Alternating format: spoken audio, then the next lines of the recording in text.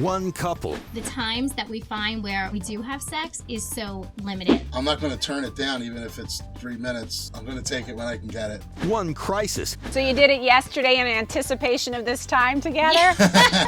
Does Dr. Berman have the prescription? This is Couples in Crisis.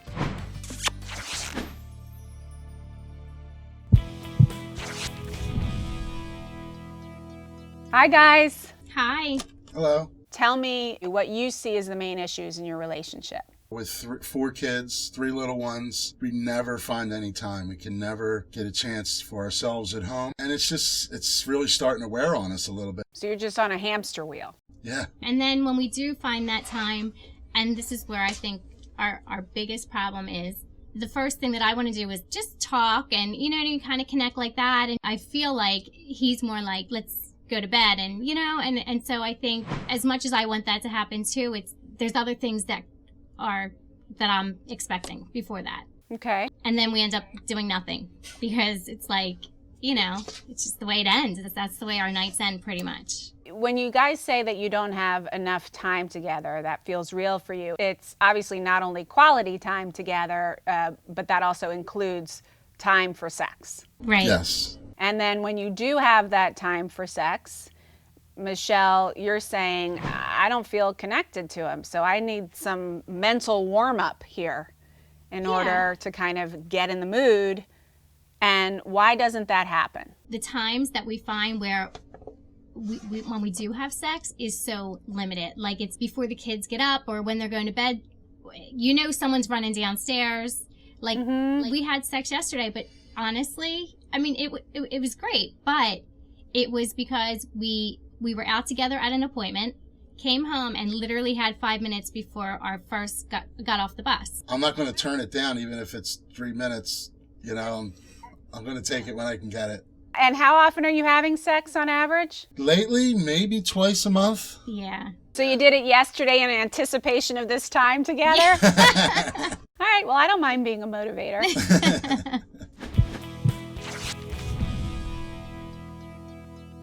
Men can go from 0 to 60 from a sexual standpoint really quick. Women much slower on the uptake, right? Sort of a slow burning stove. This is how that kind of what I call the sex romance stalemate starts, because for you, Thomas, the way that you feel emotionally close to Michelle is through the act of sex, right?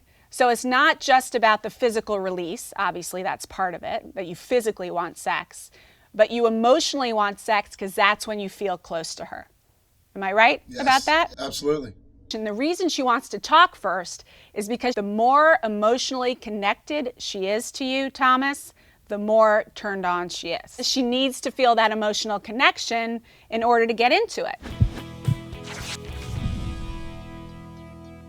Whenever there is an opportunity for the two of you to emotionally connect, hang out together, you really have to take advantage.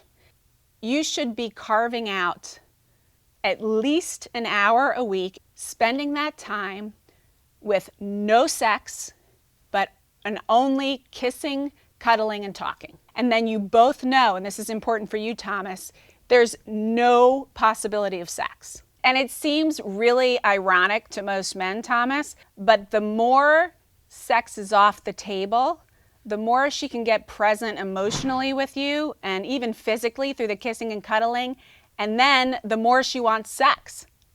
How are you going to create all this time for yourselves? It's going to have to be after the kids go to bed, after we get them down, instead of me turning the game on and Michelle, one of her shows that she catches up.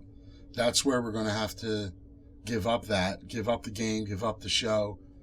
But we do have a lot of time from 10 o'clock on, and that's where we go our separate ways, So the time is definitely there. We just have to, commit to it. It's okay when the younger ones are kind of asleep or taken care of, or even when they're watching a cartoon. It is really healthy for children, even as young as 3, to be aware that their parents have an intimate, private life together. And you want them to have a model of what a healthy romantic and sexual connection feels like and looks like, right? Okay. It's great that you'll have that time at night, and I am almost positive that you're going to see a spike in her desire after that. Yeah, I'm looking forward to that because, you know, that I know that it's what I want.